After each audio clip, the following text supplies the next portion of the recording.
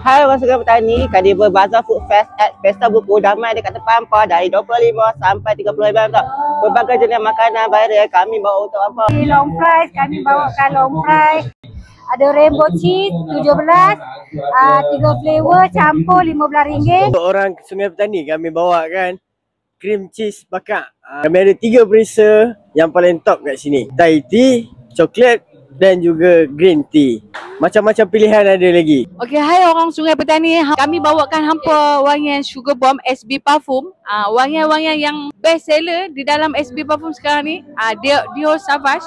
Wangian dia memang padu. Sungai Petani kami bawakan yang palang daripada sini sampai ke hujung sini. Hanya serendah RM4 sahaja guys. Kita adalah Apam Ganga Montel dan apa berbagai topping kat sini. Antaranya tiramisu, matcha dan pelbagai lagi lah. Apam Montel bermula daripada RM6 sehingga RM30 ikut set. Dan Sungai Petani, kami dari Nasi Lemak Bunjut Sungai Petani. Jadi kita ada nasi lemak semua bersih bunjut-bunjut macam ni.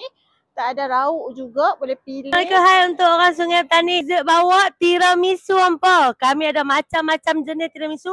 Ada pistachio, ada klasik, ada biskut dan banyak lagi. Kalau main dekat Bazaar Food Fest, hampa jangan lupa tau singgah dekat Mr. Eddie Gummy. Dia bawakan pelbagai jenis Sam Johor gummy-gummy viral untuk hampa tau. 1 gram RM5 je. Pada orang Sungai Petani, kami membawa chicken tender. 3 pieces RM10, dapat fry, dapat 2 sos.